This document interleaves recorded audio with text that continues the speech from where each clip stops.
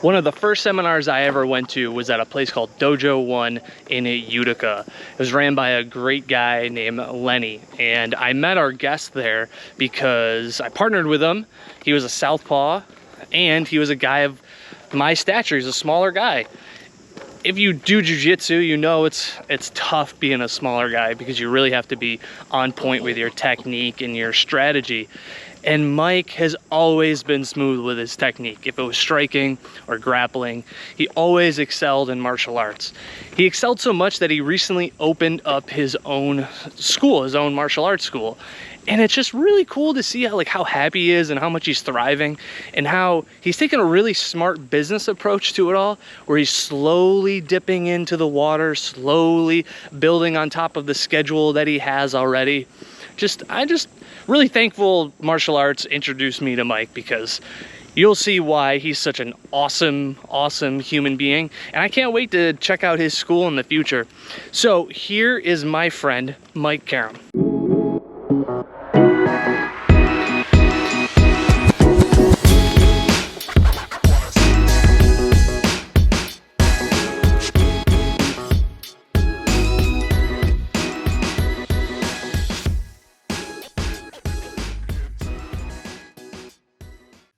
My name is Mike Karam. I'm a Brazilian Jiu-Jitsu black belt under Lensonia, and I recently started a school about a year and a few months ago, MK Martial Arts. It's located in Marcy, New York, and it's been growing pretty well since. How I'm really long were happy. you training with Lenny? Long 10 time, right? years. Well, yeah, I mean, I started training jiu-jitsu. I never done anything as far as jiu-jitsu or any kind of other martial art like that. I started with Len at 24, so 10, 12 years ago. Yeah, so it was a bunch of wrestling buddies of mine from high school. They were like, hey, we're training with this guy out in Marcy. You should come try. You might be really good, because I was a relatively good wrestler back in high school. And once I graduated high school, I kind of really didn't do anything as far as like martial arts go. So it was, they say, hey man, come try it out. So it was just like, okay, let's see what this is all about. So I just go in there one day, and the story is like most people. Like, I went in there, and this guy that was like maybe 20 pounds smaller than me, swept me, choked me out a few times, and I was like, holy shit, you know what I mean? I felt kind of natural doing it, because I mean it's very akin to wrestling. I mean, it's grappling, so I kind of felt like, oh yeah, I could do this. This is kind of like wrestling. And then in particular, it was Joel back in the day, man. He was just like murdering people like left and right. So he was like the first person I rolled with that I was like, holy shit, aside from Len, of course, like, you know what I mean? But like, I was like, oh, Len's the black belt, of course I'm supposed to, you know what I mean, get smoked by him. I think Yeah. Joel's like a blue belt at the time when I started. And just, man, the way he would sweep me, the way he would like guillotine me, just, I felt like that was a baby. And It's so like, right wild, after isn't it? that, yeah, literally that day or maybe the next day, I was like, okay, let's do it. And I started my membership, and I was like gung ho about it, because I felt like I was missing that little thing. Like, I was in the gym from 18 or 19 or so to like 23, 24. I just became like a gym rat. Like, I'm not doing martial arts. You know what I mean? Yeah. I'm too old for that. That was, you know what I Yeah. mean? So I was Yeah, I like, think that's a just, lot of people's impression. People think oh like yeah. when you say you're into martial arts, I feel like a lot of times I get the answer, "Oh, my niece is a black belt in Taekwondo." And Yeah, you're like, "Oh, exactly. well, a little different, but all right." Yeah, that's I mean, that's where my martial arts journey started, was when I was a kid. So, Yeah. I did martial arts, but no grappling art. It was Taekwondo, like Never traditional grappling, stuff. Yeah, never any kind of Taekwondo, just grappling. strikes. Yeah, exactly. So, my uncle had a school when I was a kid, and at the time it was like Teenage Mutant Ninja Turtles, Jean-Claude Van Damme, you know Yeah. what I mean? So my family was all into that stuff. So I was like, oh yeah, I want to do it. So we jumped in 6 years old. I jumped right into doing like Taekwondo, and his school was like really, really traditional. Like, it was almost like military Oh style yeah. Taekwondo, whereas like everybody's lining up, attention, gotta have good posture, chin up. He would go around, check everybody's nails, Oh and like wow. make sure your gi was like crisp. And if you had like little long nails or something like that, or your gi wasn't like perfect, Out of there. knuckle push-ups. Get Oh. down, knuckle Yeah. push-ups on your knuckles on the bare. I think it was carpet back then. It was like thin carpet. Knuckle Yeah. push-ups, however many of them, and then he'll scold you a little bit, and the next time you would make sure, you know what I mean. So like nowadays that would be like harsh, you know what I mean, Yeah. like, you know what I mean. Yeah. But that is, I think, what really set me off in the right direction, as far as just my I don't know what the word is, just my dedication, Determination, my determination, motivation. respect, just hard work, all those little tenets that they really, really build in Taekwondo. Yeah. and And how all long did you martial do arts. Taekwondo for? I did it from 6 to probably 12, Mhm. 12 or 13. So I got my black belt, junior black belt, you know what I mean? Yeah. And that was kind of the age where like junior high school, right? So like 13, you're going to junior high school. So now it's kind of like maybe get made fun of a little bit for doing martial arts, you know what I mean? And, Yeah. as a kid, so I kind of, it kind of took to me, I got in my own head, so I stopped doing taekwondo, and I was like, no, I just want to do like regular sports, So I got into like I played football, my whole life. I always played football, so I was like, okay, fall season, And you jumped football. into football or wrestling too. Well, that's where I was getting at. So I'd never done again no kind of grappling before. So I do football in the fall, right? Come winter sports, okay, winter sports, basketball, wrestling, whatever else there's. So I go, oh, basketball. My cousins play basketball. I want to play basketball, right? You know what I mean? So I just want to do everything that my older cousins wanted, did. So Yeah. I tried out for the basketball team, and I didn't make the team. I wasn't very good at basketball, but I played I my think whole it's life. also it's probably due in part, Mike. We are the same size. I'm 5'6", Yeah. so I was probably at that You age. I got me was by an probably inch like and a half, 3 foot. actually. Yeah. Yeah. You know. So I was like, okay, I didn't make the basketball team. So what do I do now? Oh, I found out that I had an old cousin, my mom's cousin, back in the '70s, was a state champ for New Hartford wrestling state champ. Whoa. Their first state champ, Karam, or Karam, excuse me. So I said, oh, you know what? Maybe I'll try wrestling. I mean, you don't have to try out for the team because New Hartford didn't have that many You just people that made it. wanted to wrestle. So I was like, you made the team. Cool. Awesome. Congratulations. But funny enough, I just took right to it. Like Yeah. for some reason, it was just really natural to me. And, seventh grade, I was like, 50, I think it was like 6-6 or something like that, like 6 wins, 6 losses. But then seventh grade, I worked all through the summer and I really dedicated myself to getting extra training in outside the season. And my second year of modified, actually, no, I remember good. I did decently well enough in my first year of modified that the junior varsity coach wanted me to just go right to junior varsity or varsity in 8th grade. And you had a lot of kids doing that, back in the early 2000s in wrestling. Like they would start doing varsity at 7th grade. But these are kids that have been wrestling since they were 6. These stud, these stud 6-year-olds that are now like national champions, Troy Nickerson kind of people. Right. So I had only been wrestling for a year, so I was like, I don't think I'm ready to do that. I was nervous and scared. So I said, no, let me do modified again and get my feet a little bit more, you know what I mean, and a little bit more used to it. And then in 9th grade, I'll start.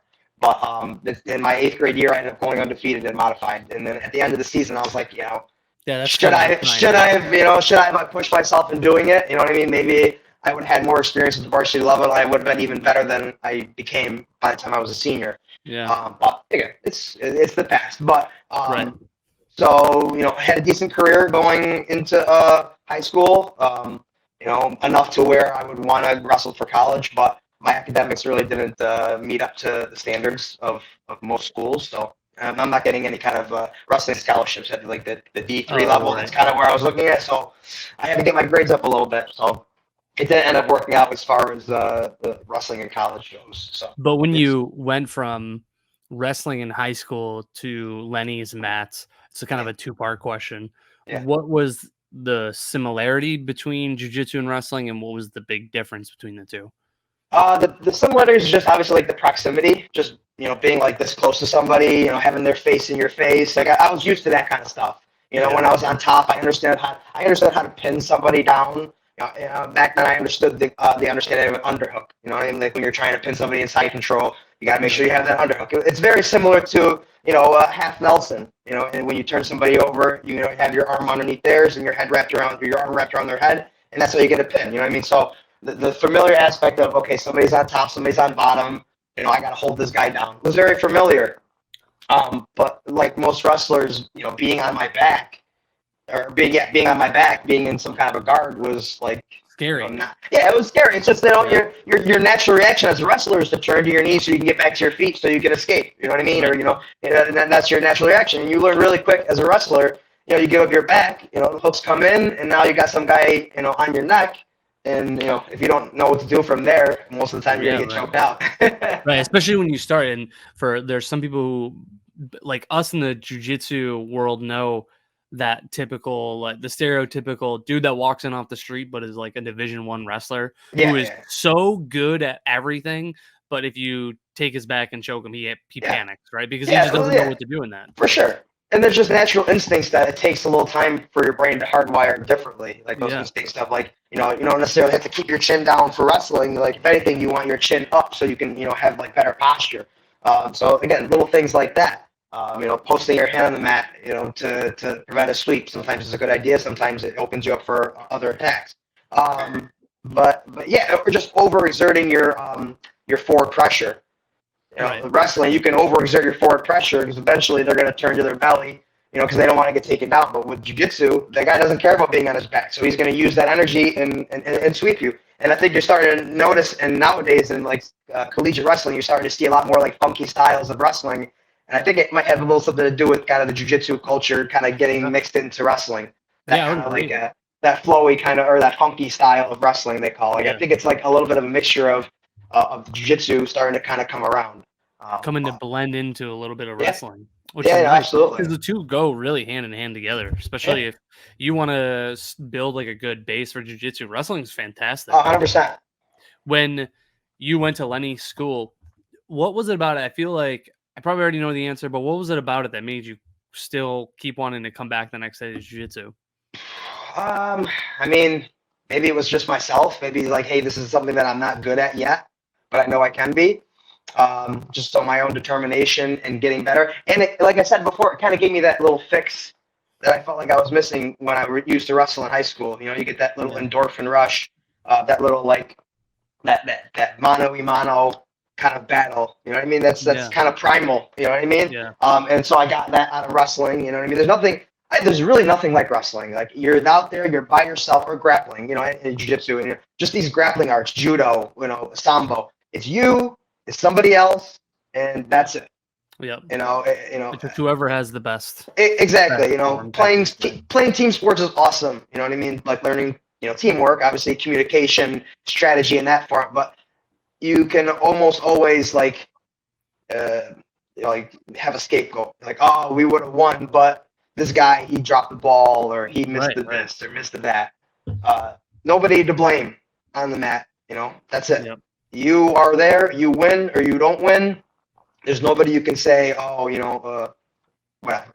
That's what I think I love the most about it, and that's what I think kept coming me back was, hey, there's this something in me that has been missing for a long time, and jiu-jitsu is starting to fill that void. It might have been something else. It could have maybe not been jiu-jitsu at the time. Had I, found something else at that exact time, maybe it would have, obviously your life would have been a lot different. But that's like anything. It's just right. Yeah, exactly. And how have you like remained so into jiu-jitsu? Because a lot of people fall off. Like there's the common trope is after you get blue belt, you stop training, right? Yeah. Because people just don't feel as inspired. How do you find Yeah. inspiration even 12 years after doing jiu-jitsu? I mean, a lot of it becomes the people that you train with. They become your friends too. So like outside of jiu-jitsu, I've been doing it for 12 years. Outside of jiu-jitsu, I can't say that I have too many people that I'm in contact with, aside from my family. You know what I mean? Right. I don't have too many friends that I hang out with all the time that aren't into martial arts. Mm-hmm. So it's, what I mean? Now I have a family and everything like that. So, most of the time I'm just around my family. But even in my small circle of people outside of my immediate family, they all do martial arts, whether they're a kickboxer, whether they do jiu-jitsu, or whether they really wrestle. cool. Yeah. And so it just, as you're into something, you meet cool people, and then you kind of develop your own community where it's like that's another reason that keeps you coming back. Yeah, because you want to see your friends. Yeah, of course. Yeah, and like I said, and there you become intimate in a way with a lot of your training partners because like who else in your life are you in that kind of proximity with? It's weird, right? Because we don't talk about that very much because that is not that's that. And I had somebody say to me in my Thai class the other day, they said, "Oh, we got to take our socks off." I don't know any other place where I take my socks off. So socks off, that's a big one because people like are weird about their feet. And two, you're literally like this close to somebody, and you've only been this close to somebody that's maybe your girlfriend, boyfriend, dad, grandma. You know what I mean? Like it's a interesting sport. Yeah, that is. And when I talk to people that have never done anything before, and no grappling, when they come into my school, they have their first day, they have never done anything like that. Maybe they'll ask me like, what should I what should I work on first? And I usually tell them, like, just get comfortable being close to somebody. Yeah. Right? Just get comfortable with that kind of proximity, so that if somebody's that close to you, you don't just automatically become hyper alert, like nervous, like something. You know what I mean? Like, if you can stay cool when somebody's this close to you, it might not be their face, it might be their hand or their foot, or you know what I mean. Just being in those really uncomfortable situations, that's the first hurdle. You forget about techniques and everything like that. If you shut down the second somebody is this close to you, how are you gonna defend yourself? How are you gonna make the correct reaction, or you know what I mean, or apply a certain technique? So that's usually the first hurdle that people get over. It's just being really close to somebody, or having somebody on top of them, have somebody grab them, or that they don't know intimately. It's a reminder for me, because I forget how little human contact usually people have, and then somebody will watch, like we have Shark Tank on Sundays at Taikai, where it's all purple belts and above. And I miss it, dude. I miss it so much. Dude, we'll get you back there whenever. I miss it so much. Well, Sundays I teach not to get off topic, but Sundays I teach a women's class 11 a.m. So we do a women's only class at 11 a.m. So I kind of put the kibosh on that. But man, those were the best rolling sessions, man. I feel that when I got my purple belt, man, the next week I was there, and that's what really helped my game get better.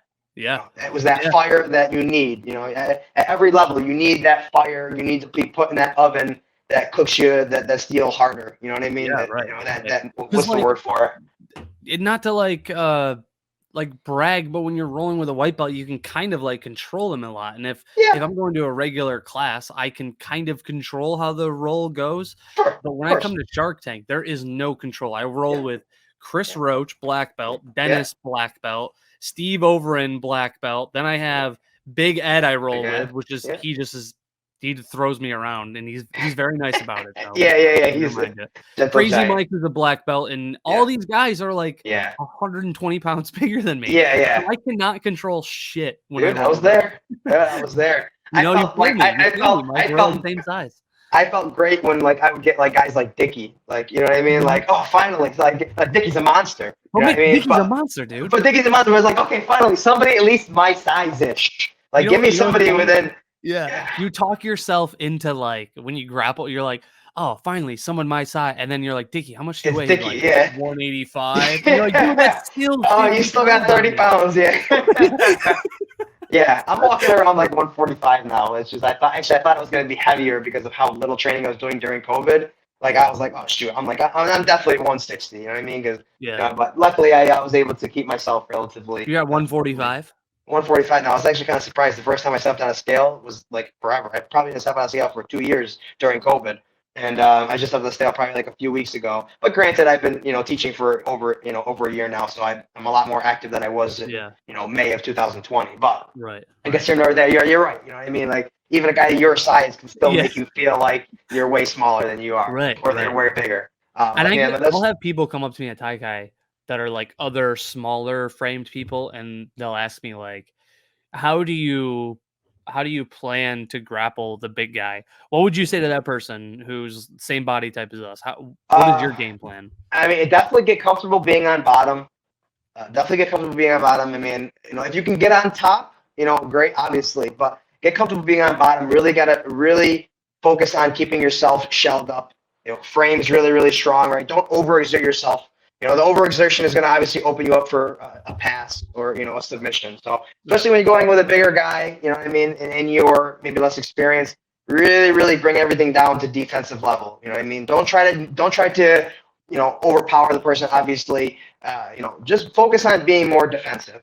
You know what I mean? And you can do that with anybody. You can do it with any level, you know what I mean? But you see too many people try to submit the higher rank, or try to submit the have a goal for every person that you roll with. Okay, this guy, he's a lot better than me and he's bigger. So I'm gonna just not worry about getting on top. I'm just gonna focus on not letting him pass my guard, or if he does pass my, the only thing I'm worried about is getting my guard back. When you're trying to, like I said, you're trying to submit somebody, you're gonna open yourself up for other attacks. Okay, so if that's your focus, great. But if you're going against a bigger guy who's a lot better than you, you just got to really focus on the defense 100%. It's easier said than done. You're going to be the nail. You know what I mean? It's part of the journey. You know what I mean? You're gonna get that. You smash, and then eventually somebody new is gonna come in, and then you're gonna feel like more of the hammer. Yep. But I always tell you people, know, I always just tell them, let shit go and just like you said, go and be okay that you're going to be in a defensive position, yeah, and that's eventually you it. get better. Yeah, Am I ever going to sweep Big Ed?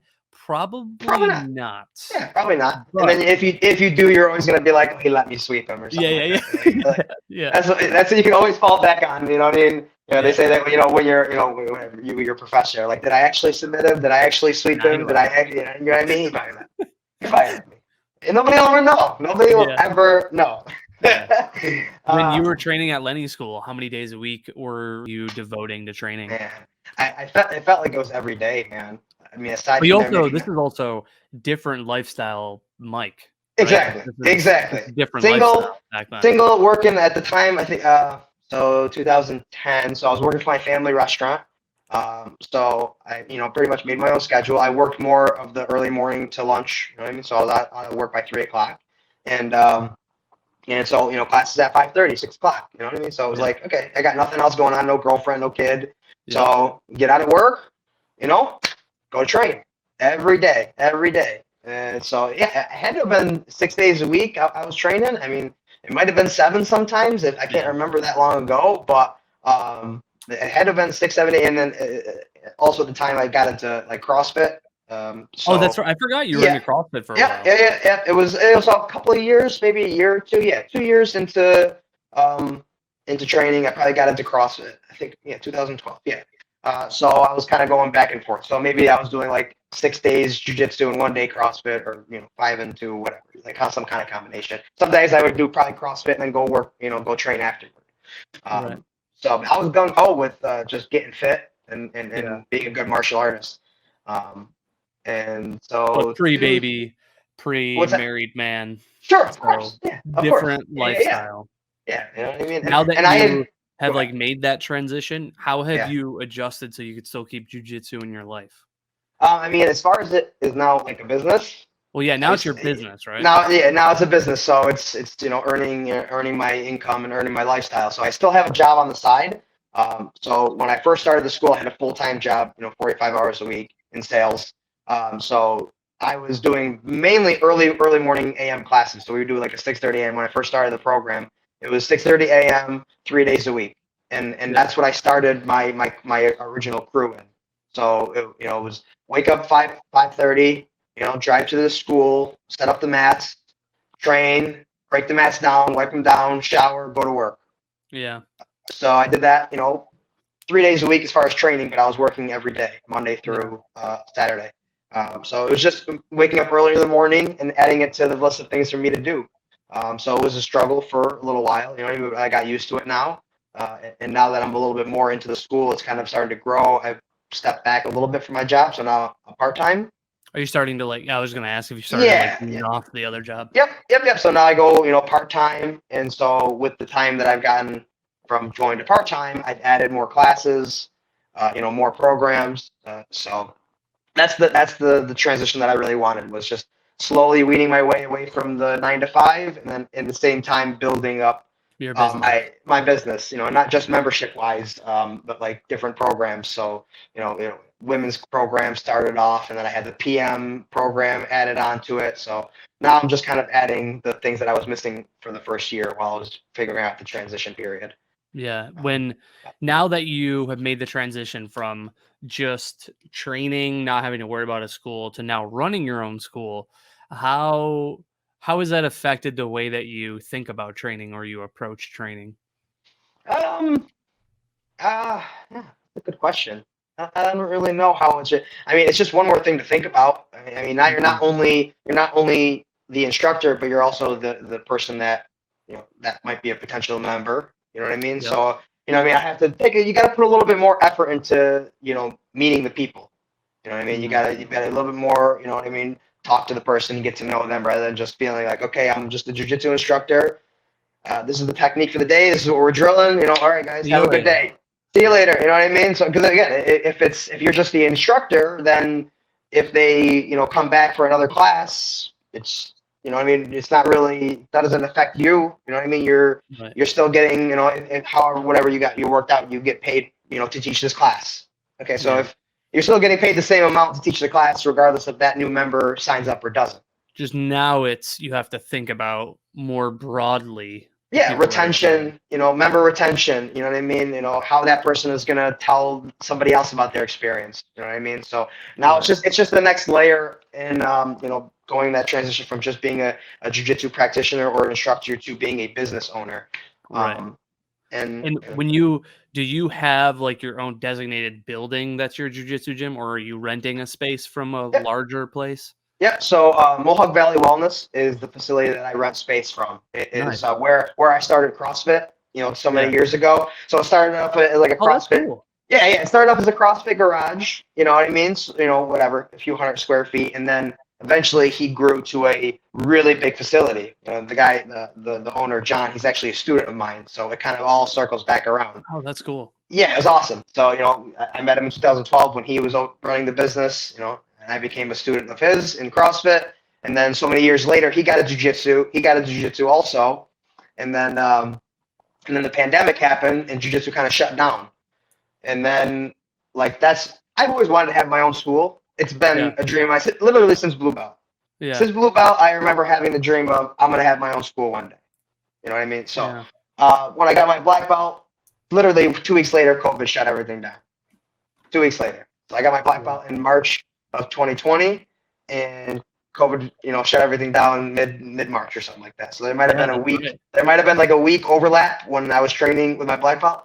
Yeah. So shut everything down. So, you know, then, you know, it's like, you know, shit, I can't train anymore. You know what I mean? It made me feel like, you know, everybody's job could be gone. You know what I mean? If it's not their Yeah. business, you know what I mean? You know, because Right. a lot of people got fired from their job because they couldn't have the overhead. Luckily, Yeah. that wasn't the scenario that I was in. Luckily, you know, the job that I had was, you know, I was really secure with. But it just kind of made me realize that, hey, man, if I don't have something of my own to fall back on, you know, if I need to, Yeah. then, you know what I mean? Like, and there was no better time to do it. No better Right. time to do it. So during COVID, once everything kind of started to open back up a little bit, I was doing small little group sessions with a few guys. So Yeah. we would gather once a week. You know what I mean? It would be like, you know, $10. You know, bring $10, and you know, and Yeah. we'll train together. It was a small group of people. And then as things opened up more and more, it became, you know, oh, now we got 4 people. Now we Yeah. got 5. You know what I mean? It's like, you know what I mean? So I was like, I've always wanted to open up my school. And this was So not, the you know what I mean? timing I was wasn't, like, yeah, the timing yeah. was just perfect. You know what I mean? It just started off as some semi-private lessons. Yeah. And then it was like, hey, and I got my buddy, you know, he wants to try it out too. And then like I ended up sitting down with John, the owner of Mohawk Valley Wellness, and again, he's one of my students. He was one of the guys I was doing semi-privates with, and he's like, you know, you've always talked about your own school, man. You know what I mean? You know, if you want, you let me know, and I'd be happy to rent you some space. You know, and he had Nice. this spot in the back That's where awesome. it was just an old warehouse from the previous business. Yeah. And he's like, you know, it's not doing anything. You know what I mean? Maybe they were doing like some kids classes there once in a while, but it wasn't anything like really structured. Yeah. So, you know, we sat down, came up with a business plan, and came to an agreement. And that's when I kind of went on, you know, started the LLC, did the whole process of, you know, getting my business started. And, Wow. yeah, it was just You know, kind of, it's COVID turned a lot of people away from wanting to start their own business. A lot yeah, of people yeah, were like, screw that. I don't want to yeah, have that yeah, overhead. yeah. I mean, I kind of looked at it the other way around. Yeah. Um, That's you what I know, luckily, respect about you. That's really yeah, cool. appreciate it, man. I mean, luckily, I you know, I worked hard for many years, and I was very smart with, you know, my finances to where like I could start this business, and I didn't have to take out these massive loans. Like, you know what I mean? Yeah. I started small, and little by little, I built my mat space up, and And you then, didn't you know have what to I take mean? out a massive I loan didn't to have get to it take on a started. massive loan. Yeah, I could have taken out a $50,000 business loan, and you know what I mean, had this big place, and you know what I mean. But like, damn, you know what I mean.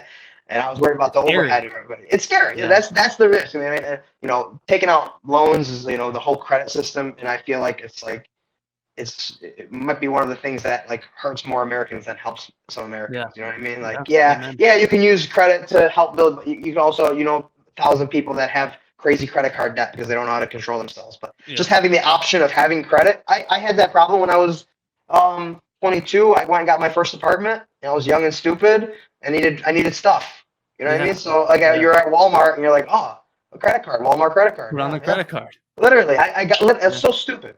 Yeah, I got a credit card pre-approved and I went and maxed it out right then and there. Yeah. You know what I mean? I bought everything I needed for, you know what I mean? And then you don't think about, because they don't teach you like interest rates and shit like that in high school. You know what I mean? They don't teach any of that kind of stuff. Like And so I'm paying all this crazy interest, and little by little, like none of my principal's going down. And you know what I mean? Right. And then like eventually one time my dad is like, what the hell's wrong with you? This and this and that. Like, you know what I mean? This is what you got to do. Like my dad give me some advice. Papa Karam had to step in and show you. He's like, what the hell's wrong with you? So, you know, I mean, I got myself straight with as far as the credit goes. You know what I mean? And then since that day, once I realized you're like, I'm never falling into that trap. I was like, yeah. And then I rarely took out any kind of like, you know, financial loans and stuff like that since then. So, have you figured out the number of members that you would need, congruent members, to officially go full time into the teaching biz? No, I don't think so. No. Is that even something that like interests you? Not really. That's part of the business aspect that I'm not very good at yet. Yeah. Is like the numbers and crunching the numbers and you know what I mean? Like I'm not very good at that part yet. And right now I use a system, Zen Planner. It's like a system online that kind of tracks all the numbers that you need. So I'm slowly but surely kind of digging into the system and learning all these little things. It's funny because each instructor that I've talked to, they always have different like points of view. Like when I talk to Ken, like just privately, Ken teaches at a school and he's like, nah, I don't want to just run Taikai. He's like, nah, I like having my side job. Awesome. And then there's some people like Ben who does that. Ben Delaney just does it full time. That's where he devotes all his love and time to. Yeah. And it's cool to see the two different business practices because they're both pretty successful. I mean, you can still run a good gym 100%. Even if you have a side job. You know? Absolutely. 100%. Absolutely. And having people around you, you know, that helps too, having also instructors and stuff like that. And that's I think that's the big step that I'm going to need to take in the next year or two is, okay, so like, you know, now do you want to, so this is something that John, the owner of Mohawk Valley Wellness, and I would call him a mentor. He's trying to, you know, help me, you know, learn the way he does it, which is smart. It's like, now it's like, okay, do you want to build a business or do you want to build a job? You know what I mean? So a business is something that you can buy back your time with, right? And that all comes into having the people around you that you could coach. You know what I mean? Okay, so now I don't have to be at the gym 7 days a week teaching every class, being there all the time. You know what I mean? That you could do that, but for how long? Yeah. You know what I mean? You know what I mean? You're going to get to the 15-year mark and still are you teaching every class? Right. You know what I mean? So that's the next step, I think, in being a business owner. That okay, like now how can you still have a successful business and now get back your time to where you can spend your time with your family and your business still runs? Right. So that was on kind of the opposite of how my father was. You know, I was raised by my father because my father was an immigrant to America. You know what I mean? So he came to America in his late 20s, I think maybe early 30s, and he worked his ass off every day, 40 years. He ran a restaurant and he was there every day. You know what I mean? I'm telling you, that immigrant mentality is something different. And it helped build good work ethic in me. You know what I mean? For sure, no doubt. But I also know that now he missed a lot of things of us growing up. You know, he had 6 boys. I had 5 brothers. So we had so much things going on that he missed. You know what I mean? Right. And he's starting to see it a lot more now, clearly, now that I have a son. And he's enjoying these little moments that he may have missed when I was you know, young. You know what I mean? And I love that my dad is now kind of on the retirement. You know, he's starting to shift towards retirement. Yeah. Now, anytime that he has a chance, he can come see my son. He can be with him, and it's just it just fills my heart. It really does. I know. It's really cool. It's nice to see, especially my grandfather came from Portugal, and it was the same thing. Like he came to Portugal literally to escape the president at the time of Portugal. I don't even think it was a president. I think it was a self-elected gross official. But it was just before the revolution happened. And that's when my grandfather, he came to America, built caskets, lived in a guy's basement for 2 years, sent money to my grandmother and my mom in Portugal until they were able to afford a plane ticket over here. But that mentality where they're just constantly working so hard. And food service and carpentry, there's a craft to that. It's almost like it's a proud craftsmanship that I don't know your dad very well, but I know my grandfather, and he wouldn't want somebody else working on Yeah, one of his caskets because he wants it to be exactly. his thing. Oh, I think I lost you. Just called me. I apologize. Oh, there you go. You're good. No worries. Put my phone on airplane mode. No, you're good. Dial me. So yeah, that became difficult for my. And again, this is where I'm starting to learn. It became difficult for my father to even when it came time for me at one point in my life to want to run the business. Yeah. You know what I mean? It was just so ingrained in him that it was even hard for him to let me. You know what I mean?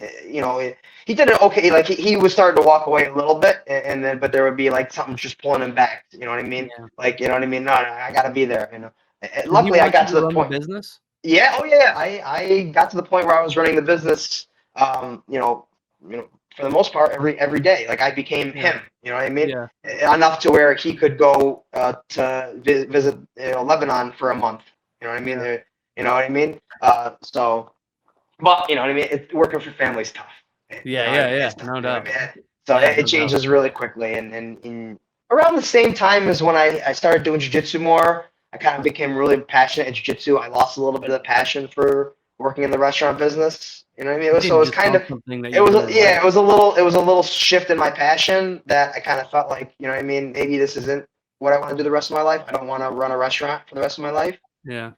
So that it kind of was part of me walking away from the restaurant entirely. But yeah, we got Part back to that. part of being a business owner is also like looking forward into the next 5-10 years. What do you think is going to happen? What do you see your business looking like in the next 5 to 10 years?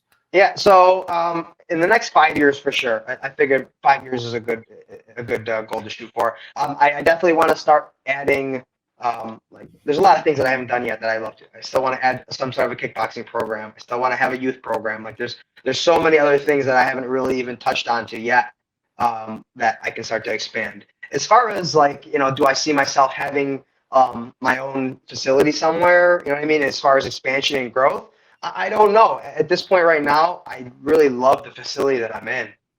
Yeah. The facility is built around just health and wellness, and the amount of people that I can that I can draw from, and just the when you walk in the gym, even if there's not a jiu-jitsu class going in, there's an energy in that facility that is just 100% positive. Everybody's looking to help not only themselves get better, but they're looking for their person next to them to get better. You know what I mean? And Mhm. that's the culture that I'm trying to develop in my jiu-jitsu school is like, you know what I mean? I don't want to, I don't want, but like they look, it's funny, when I first started, maybe I was like blue belt level. You see the person walking in the door is like, oh, fresh meat. You know Yeah, what I mean? right. Yeah. You know what I mean? As you get older, you start seeing stupid. But Yeah. like I'm trying to create a culture and an environment where the student that's a blue belt looks at the person walking the doors. Hey, let me see if I can get that guy good at jiu-jitsu. If I can Culture is a help. hard one to cultivate. That's It a is. hard one It is. to It is. really build yourself. That's And with you focusing on like shifting that perspective. Like, what steps have you made to try to enforce that? I usually like with my system when somebody wants to try a free class, they will usually like register the class ahead. So Mhm. I expect a new person. So I'm not just like a storefront where somebody can just walk in at any time. So it's like Yeah, I'm there when the class starts and then I'm gone when the class is not going. So yeah. you know what I mean? You're not gonna just Gotta walk in the call me. door Gotta and set up catch an me. appointment. Yeah, so set up an appointment. So I know when the person's trying out their class for the first time. So I'll just kind of let my guys know, hey guys, we got a new student coming in, make sure they feel welcome. You know what I mean? Help them out. You know what I mean? So I'm just trying to just little by little, just little things like that. It's just a simple ask. You know what I Yeah. mean? It's just a simple ask by your instructor to say, hey, we got a new person coming in. Make sure you introduce yourself. Make sure you make them feel welcome. You know what I mean? And then even when it comes time to the rolling, you know what I mean? I can ask, hey, John, can you, roll with, Mark, kind of show them around, teach them kind of what's going on. So Yeah. I try to start the environment off their first roll with that kind of feeling. So now they know that, hey, my first day, this guy kind of helped me show me the ropes, and he didn't just like plow me through. You know what I mean? Like, you know Yeah. what I mean? You're Right. like, oh, I'm gonna tap this guy 8 times, and Yeah. then yeah, guess what? That guy might not come back now. You know what I mean? Yeah. That is part of the the hammer and nail equation, jiu-jitsu. Like, yeah, you Yeah. gotta just go through those hard times. Yeah, you do, but you can kind of build people up. You know what I Yeah, mean? You know what I mean? Their first day, you don't have to like smash somebody. You know what I mean? yeah, right, right. It doesn't. Go ahead. I was just gonna say it's like a balancing act, really. Yeah, it doesn't make you. And this is what I've realized as I started to get better. It doesn't. If somebody comes in the first day and I submit them 5 times, does that make me any better? Does it make me? Is it improving my jujitsu at all? Mm-hmm. Is it, you know what I mean? So you can debate if you want, but I I like know that. for I like sure. that train of thought. I think that's Yeah, great. I know for sure if I tap that person 5 times in the first round, their train of thought might be, shit, I don't know if I want to do this again. Yeah, yeah, You know what I yeah. mean? And Right. again, that could be fine. That could be the culture that you want to develop. It's the survival of you know what I mean? Only the toughest guys are Right. going to train here. So if you Right. can't Right. handle getting smashed on your day one, then yeah, go train somewhere. Yeah. Fine. Again, everybody's own culture and everybody's own mindset. And I'm not particularly saying this is somebody's mindset. This is what it does. But For sure. you know what I mean? But it's all So about I'm in the just approach and yeah. like making the culture. I've always thought like sometimes it's a little out of the business owner's hands, but Could be. sometimes in the control, like you are like mediating things like that, like Yeah. making sure that black belt Mike takes care of the white belt Sure. Bill that walks into the mat, Yep. who has to take his socks off and is Yeah. now close to Uh-huh. close with you and can smell your breath, Yeah. Yeah. so you could do things like that that will help with Yes. culture, but like Yeah. creating culture is always something that's really interested in me because it's like how do you do something like that? How Yeah. can you control aspects of that? Yeah, and I know I think that's maybe part of nature, but as time goes, you probably have less and less control of it Right, as your student base grows, as right. you want more people to start teaching a class that you're not going to be there. Is that culture still going to continue? Does it Yeah, slowly start to shift? You know what I mean? right. Like, you know what I mean? What's you got two parallel lines and you change one parallel line a half a degree. Yep. It's After gonna start. so many distances, it Yep. becomes this far apart now, right? Yep. So That's a good I'm way to put sure it. I'm sure at some point it's going to be out of my control, but not today, Yeah, right. right? Right. So Yeah, no, that's just the way I'm looking that's at it. really cool, especially like building and starting your own gym. That must have been such a like crazy nervous adventure. Yeah, Have you do you have like a mentor that you bounce stuff off? It sounds like that guy that owns the gym is yeah, a mentor. yeah. Um, John for sure is a mentor. He said the way he's grown his business over he's had his business since 2010. You know what I mean? If I could, focus on that same kind of model, you know what I mean? is there That any would be other great. martial arts like instructor slash gym owners in the area that you look up to or kind of I like mean, bounce ideas off of? of course, I don't really bounce too many ideas off of anybody. With respect to Len, since we're not right next to each other, but he's in New Hartford, I'm in Marcy. Anytime I do something, I have at least since day one just kind of reached out to him and just let him know, hey man, this is what I'm kind of planning on doing. You know Yeah. what I mean? I have a seminar coming up September 3rd. And I just kind of reached out to him and, I was like, hey, do you have anything planned as far as seminars going around that time? You know what I mean? Just Yeah. as a, you know what I mean? Just so maybe if he had something going on that exact same week, maybe I would push it a week forward or back, just Yeah, so this that way it wasn't you know what I mean. a That way, it's like nobody's gonna do 2 seminars in a row. Probably not. You know what I mean? So, yeah, right. yeah, but not too much. Aside from John, I bounce ideas off of him. Me and Ben still talk. I'm trying to do my very best at keeping cool with everybody in my what has become jiu-jitsu community over the last 12 years. So Yeah. again, I have a relationship with all the guys at Taikai. Ben back, you know what I mean. Ben was there. Dennis, everybody. Chris Roach. Like I said, I literally since probably I was a white belt. I remember how you go on memories on Facebook. You know what Oh I yeah, mean? yeah, To that. yeah. Sometimes it'll be like, I'll see a post from 2010, maybe like me 6 months into training. Hey, thanks guys at Taikai for having me. It was awesome working with Dennis, and Right. so I feel like Taikai was part of me when I was at Dojo One. You know what I mean? And I Oh, still for sure. Yeah, feel yeah. I still feel the lineage. I still feel it. Yeah, You know yeah. what I mean? Regardless of what everything is going on, you can't change your lineage. You were Yeah, training under right. these people. You can you can change affiliations. All you want, but But you you're still the got a person that direct get link from A to yeah. B. The Yeah. person that taught you is the person that taught you that. You want to straight up and lie Yeah. and say, no, he was never my instructor. That's fine, but no, it's bullshit. Yeah. Len was my instructor from day one. I gotten a lot of influence from Ken, from Chris, from Dennis, from Joe Roach. You know what I mean? Yeah. All these guys have helped mold me. Rolling with Joe Roach helped a lot because his game was like identical to mine. He played Right. a lot And of. he's our He's my body type, right? size. He had a lot of hooks. He played a lot of like butterfly hooks. Dennis the same way. So like I'm fortunate, and I want to try my best to stay cool with everybody during this transition of where a lot of jiu-jitsu schools are opening. Right. You know what I mean? But we're all different. The only thing is like when people talk about the amount of schools that are opening recently, it's like, yeah, but that's good because they all got different styles, Exactly. like Ben's really big and heavy into competing. That's awesome. Yeah. And so is Sam's school. Sam's pretty big into competing, Yeah. but Sam, who is better at no-gi than Sam? You know what I mean? Like that's who's coming. He's doing my seminar on September 3rd. That's awesome. Yeah. Yeah. So you know what I mean? And I'm not well versed in leg locks. Like I've learned leg locks. You know what I mean? Especially Len came from a lot of catch wrestling, so we learned leg locks, but not super deep. Not to the extent that. Not to super deep. Yeah. Sam doing all the training with Donaher, going down there all the time. You know what I mean? Training with those guys. Like he understands the system.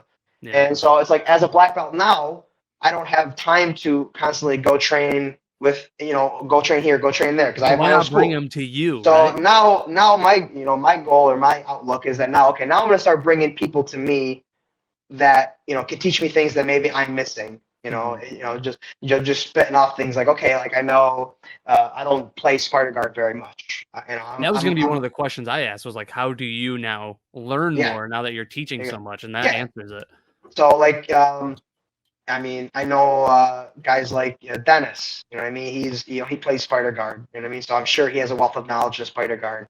Can't remember, but Matt Martindale down in Oneonta. Oh yeah, I can't remember if he played a lot of Spider Guard. I mean, it's been so long since I haven't talked to Matt in a very long time. Last time I saw Matt was at his black belt, and him and I aren't like super close either. I've just been like, hey, congratulations, see you later. All right, yeah. That's no problem. So like that, I'm going to find these people that maybe have a grasp of something that I don't know, and let me see if I can bring them in for a seminar and I can learn. Right. So, do you have any jiu-jitsu instructors that you look up to that maybe you emulate, like their teaching style or the way they approach things? I don't know.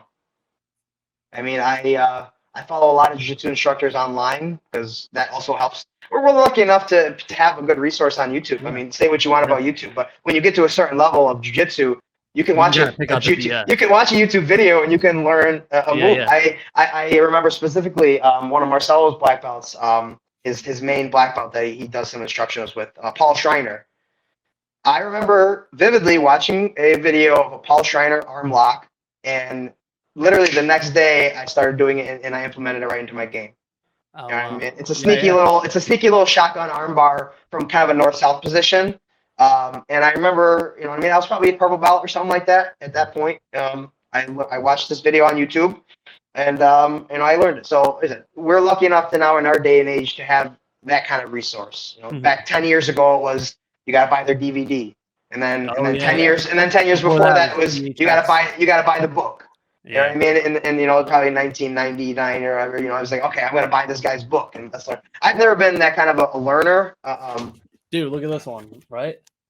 BJ Penn, mixed martial arts. I got it sitting right here because with this, there was like no video. YouTube wasn't popular back then. Exactly. I mean? Yeah. See, that is, I can't learn that way, unfortunately. I'm not very good at reading comprehension. I gotta see it. I gotta see it. I gotta see it. Like, I'll have to read the paragraph 3 times before I really grasp what he's trying to do. It's like building anything is a nightmare for me. Especially when it's a book, like when it's a book and I don't see the technique in front of me. Exactly. I gotta watch a YouTube video 4 or 5 times. We're fortunate enough to have that, so I take advantage of it. So, but I don't go crazy trying to say that I know all these techniques. You know what I mean? A lot of times I'll still need a refresher because as you start doing jiu-jitsu so long, like you really only do a few things. Your game, you know what I mean? Your core game doesn't become Spider Guard and X Guard and De La Hiva, and you find your niche, and then you have a small game. Like me, I'm a big Butterfly Guard, X Guard player.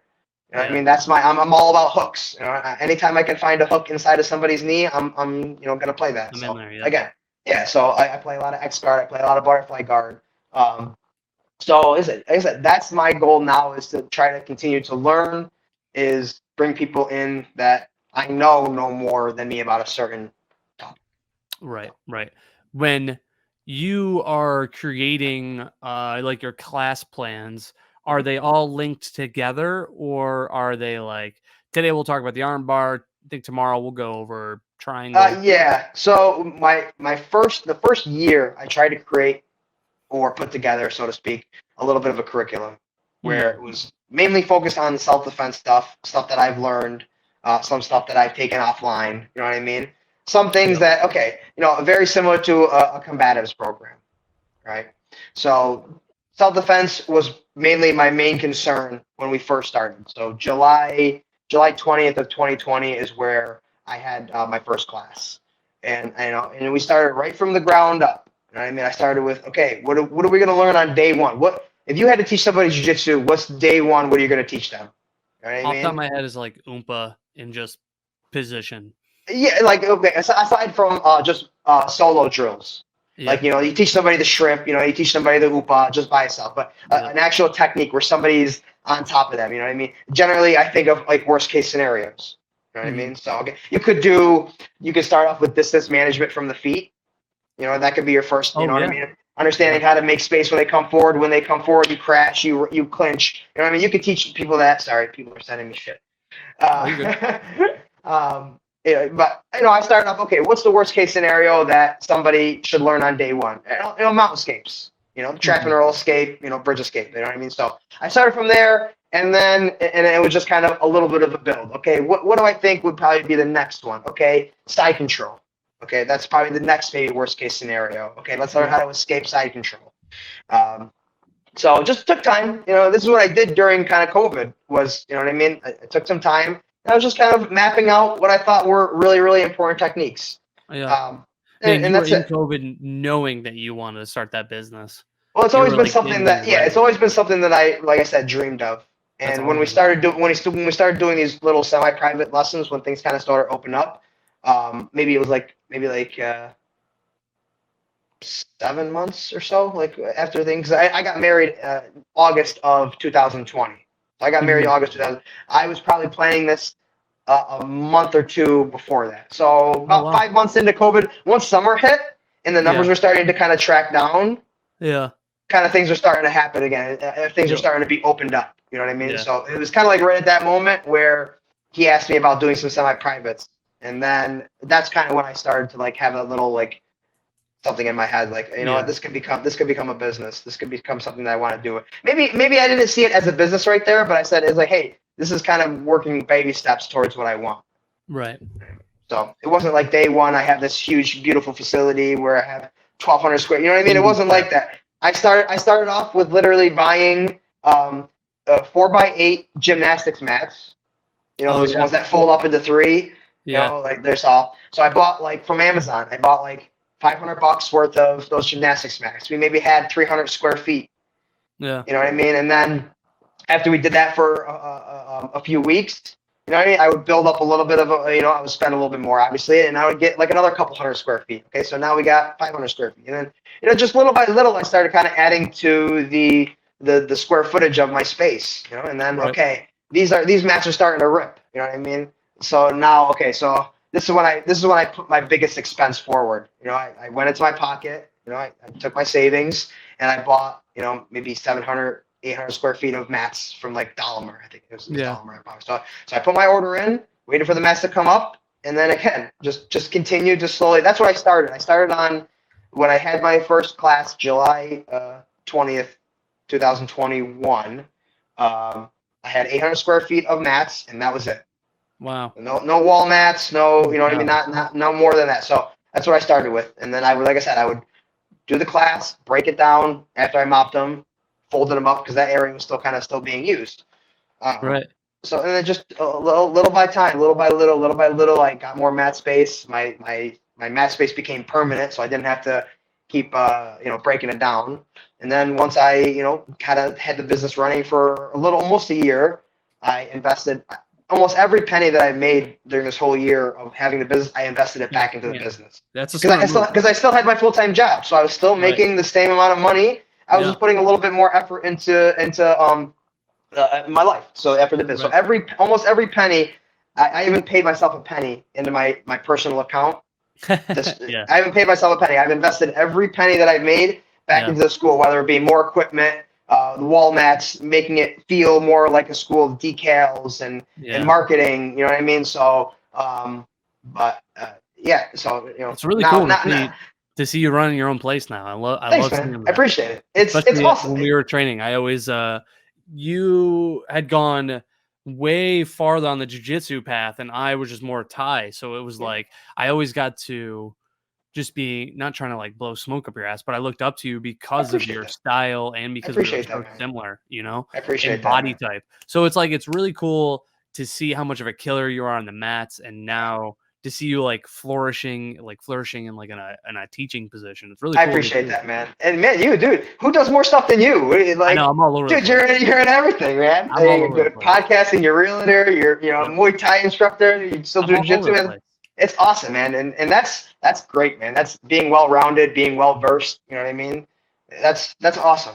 And really, Mike, what it is, it's severe ADHD that I just siphon into different hobbies. Yeah, luckily I don't think I have ADHD. That's why I'm just like jiu-jitsu, family, and that's about it. Like, I don't have too many, crazy hobbies. I start dabbling in things, but I never stick with too many things other than jiu-jitsu. That's been the one thing that's been a constant in my life. It's just like, I would get into mountain biking. Right? Jiu-jitsu is the one constant in your life. Yeah, right? Yeah. Every year I would get into something. Like one year I got into road biking, and then I didn't do it that much. Then I got into mountain biking, and then it's like, I didn't do it. You know what I mean? It's like, so now I'm pretty much stopped as far as those extracurriculars. Like, because I'm gonna keep investing money into stuff and do it for a year, and it's like until I find something that I really love doing. I feel like I have two more questions. One would be somebody who's looking to get good at jiu-jitsu. There's not really a magic number, but how many days a week do you think they really have to devote, or how much time do they really have to devote every week to their training? The sweet spot, I would say, is 3 days. 3 days? The sweet spot. Like anything, the more you do it, of course, there's going to become diminishing returns. Okay. Right. And how old you are can vary on that. Okay. If you're 22 years old and you want to do jiu-jitsu 6 days a week, go for it. You know what I mean? If you got the energy, you remember being 22. You got the energy. I was 24 when I started. I remember I could do jiu-jitsu 6 days a week, and I was good, no problem. And I was doing CrossFit. You know what I mean? It was like I was good as far as energy goes. Yeah. And so as you get older, that can change. Maybe twice a week. That's how it is, dude. That's exactly for me, right? Like when I first started, 2009 with Dennis, it was Monday, Wednesday, Fridays, Saturdays. It was always, and then some days I would do Tuesday or Thursday. Now I can get to the gym like twice a week because we got action. But twice a week. If I can do twice a week, one day is in class. I told Brittany, I was like, if we can balance it so I can at least go to one class. Yeah. And if we can at least work out going to Shark Tank, that's super important to me because I felt like if I'm going to be missing class, then I need to be getting my ass beat at least in another 100%. Class. Huge. Absolutely. Yeah. One day a week, 2 days a week. Once you get to a certain level, obviously, and depending on your goals, like if you're a purple belt and you want to be a purple belt world champion, you better be on the mat every freaking day. As much as you can possibly, unless you're hurt or injured or something like that. Okay, I'll give you 5 days a week, but on day 6 and 7, you better be doing something else that's going to help you become a jiu-jitsu world champion. Right. And it's your time off the mat that I think is not as important, obviously, but there is something to time off the mat. Important. Mental reps, right? Yeah. Studying. There's people that write down notes. I know Kevin Steeman. I'm the dude. Like the guy probably has notes from like 1986. Somewhere. Like that guy is the embodiment of a martial artist. Like, you know what I mean? That guy is. If I had to pick somebody to say, hey man, that's if I could be that guy at however old he is, 70, like he's like 68 years old. Like it's crazy. You're like, it's crazy. I hope I can move like that. Yeah, I'm rolling with him in Shark Tank. Whatever year it was, and I'm like, I mean, God bless you, dude. You're awesome. You know what I mean? Right, He's a great guy, man. I miss Kevin. Sure. I enjoyed training with Kevin. He's a great dude. I miss Muay Thai, man. I miss kickboxing. I haven't done striking since I was fighting. Yeah, it's been a while. And it's been a while, man. And I think the one thing that I can draw from why I got frustrated with kickboxing is I can never find a good pad holder for a southpaw. Oh yeah, that's tough. Right. Like when you're doing a kickboxing class with a regular group of people, good luck with finding a decent pad holder, and then now good luck finding a decent pad holder that can hold you for southpaw. Yeah. And I'm a southpaw. Everybody tells me, "Oh, just switch your stance." Why? I'm a southpaw. I want to fight southpaw. I don't want to switch my stance. I want to be a better southpaw fighter. So maybe it should have been better for me to find somewhere where they had a better striking program that I could get some guys that could hold for me. So that was, I think, the biggest frustration was not having good enough pad holders. But that's not a very good experience. Next time I see you, I'll bring Thai pads and I'll hold for you. Awesome. Yeah, no, that's like towards the end of October, mid fall or something like that, late fall. That's when I want to start. Just kind of trying to get back into starting a kickboxing program because I love kickboxing. I love teaching it. The workout is great. It's a different workout. Favorite.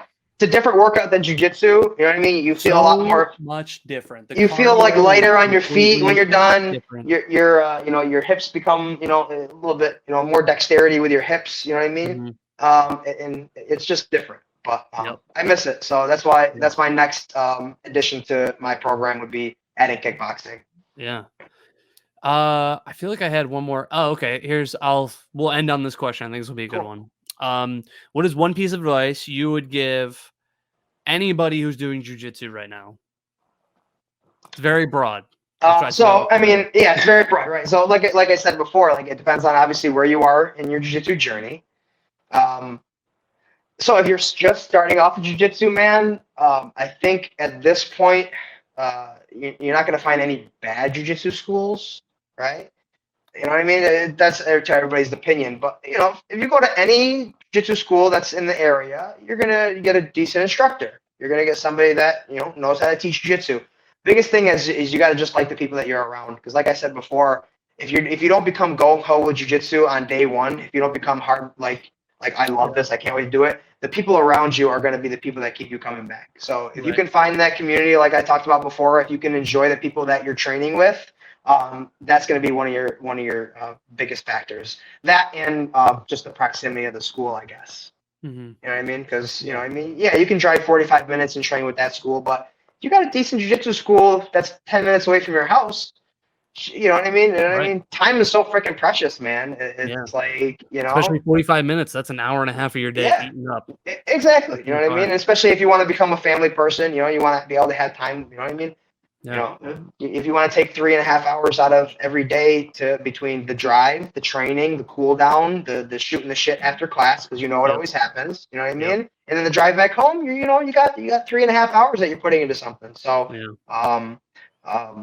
just love the people that you're around. Focus on when you're off the mat, still thinking about jiu-jitsu. That was like one thing that we were talking about earlier. The time off the mat, thinking about jiu-jitsu. Because you always have that eureka moment, like you on the way home from jiu-jitsu training. I remember the escape to something that I got caught with in that class. You know what I mean? So there's always that like you're always thinking about jiu-jitsu, but like my wife yells at me because she'll catch me like staring off into space and she'll be like, "What are you thinking about?" And I'm like, "Oh, it's just jiu-jitsu." I'm trying to think of how Dennis caught me in that submission. Yeah. Or I'll just be thinking about, hey, I'm teaching this technique this week and I haven't taught this technique in 3 years. You know what I mean? Because as an instructor, you're not going to teach the same technique every single day. Eventually there's going to there's so much to do that eventually there's going to be, at least a year before you teach that move again. You're like, okay, how do I teach it? What are the little details? And that's probably the hardest part about being, you can do the move when you're rolling. You could hit an armbar rolling, but what are the details that are going to help somebody that doesn't know what an armbar is, help them understand what the armbar is? Right. So that's the hardest thing about being an instructor, because, you got black belts that are great black belts, but they're not great instructors. Mm-hmm. You know what I mean? You got guys that are not black belts, but can teach you an armbar better than, some black belts, I'm sure. Anybody, right. Yeah, so, and as jiu-jitsu is the size it is now, the concept of the belt color, the color of your belt doesn't matter. It becomes more and more true, I think, as jiu-jitsu grows and spreads. Yeah.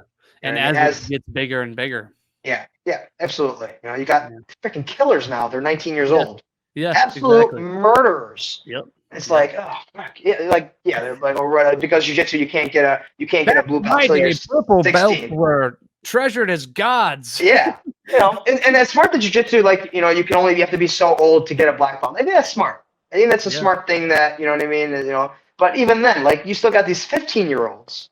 Yeah. That are just absolute killers. You know what I mean? They might not be able to get their black belt yet, but they are creeping close. Yeah, but that's what I mean. That's the belt doesn't matter kind of concept is that like you don't know who you're rolling with, and especially Noki. Yeah. But I love jiu-jitsu, man, and it's something that I easily could see for the rest of my life doing. You know what I mean? In one aspect or another. If it's always training or always coaching or competing again, which I hope to do. I'm just trying to get my feet, settled into this whole business thing because that's another thing. Like, everybody asks me like, "Are you going to compete?" There's a tournament coming up. Are you going to compete? And do I want to compete or do I want to put that effort into my students competing? You know what I mean? Like, if you're going to go to a tournament, or and I'm going to usually the higher level guys. Sometimes they go last, but I would wish they would get the black belts done or over with. That way they can coach their students because I know. When I've gone to competitions and I've competed, when I would coach the whole day and then go to compete at the end, I'm exhausted. Yeah. I'm exhausted. My adrenaline's going up and going down and going up and going down before and after every match. It's like, shit, now I got to compete. You know what I mean? So, right. Dude, this was awesome. Yeah, man, it was. This was great catching up with you. I appreciate you doing this. For sure, man. It's already been an hour. Can you believe that? Yeah, that's awesome, man. Now, when I watch all these podcasts, I know what they're talking about when the time fucking flies. I know, right? Seriously. Man, I appreciate you having me, man. When I ask for somebody to come on the podcast, I'm like, what do you do about an hour? And then sometimes I'll get like, what do you mean an hour? I'm like, it flies by really quick. Yeah. Once you start talking, it's not. Man. But I really appreciate you having me, man. Good luck with everything that you're doing, man. Best of luck with the real estate, man. The Dungeons and Dragons, everything, dude. I'll have to come try it out one of these days. I've never played before, but it might be my next jiu-jitsu. Yeah, dude. I'm down, dude. I was big into Magic when I was younger. Maybe I don't know if it's akin to Magic, but there you go. I played Magic when I was younger, but for another podcast. Yeah, another one. Thanks, Mike. I appreciate you, buddy. All right, buddy. Take care. Be good.